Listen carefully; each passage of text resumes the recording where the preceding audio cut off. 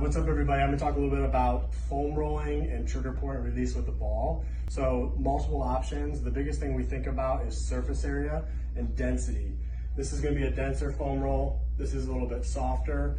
Balls, you have tennis ball can be a little too light, racquetball is the next one up, and then lacrosse ball. The deeper you want to go, the more pressure, the more firm, the more dense the ball is, the more you'll be able to get deeper with it. So the biggest misconception is with doing this is if you're moving it, it should only be to find a tender spot and then hold it. Tight muscles have high amounts of tone, which is how much a muscle's turned on.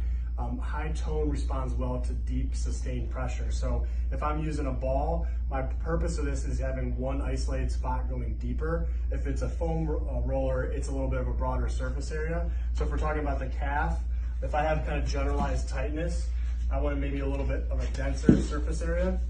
So I'm keeping my pressure on it. I'm finding a tender spot. Once I find that spot that's more than just pressure, I'm holding it. Holding it alone is therapeutic.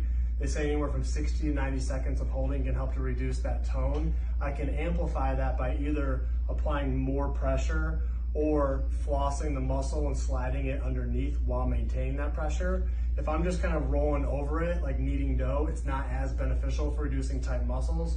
Same idea with the ball. This is going to get a little bit deeper. Usually it's nicer to have your ankle elevated up. That way, if you do want to pump your ankle, you have room for it. You want the surface underneath to be firmer. If it's too soft, it's going to take away some of that.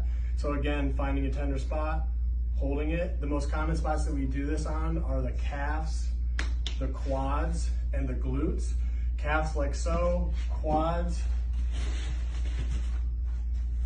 all your body weight on, search, find a spot. Again, hold, and then I'm flossing the muscle on that tight spot. I might do 10 reps, move on to a new spot, usually about 2 minutes per area. If I'm doing the glutes, the best way is with a ball. You find the hip pointer.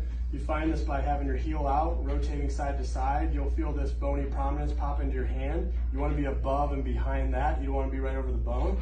So I'm going to place the ball here against the wall, search, find a tight spot in the glutes. Once I got it, I'm pivoting, rotating the hip in and out to floss that again, but holding that sustained pressure. So there's a variety of weapons, different densities, depends on what you're trying to accomplish.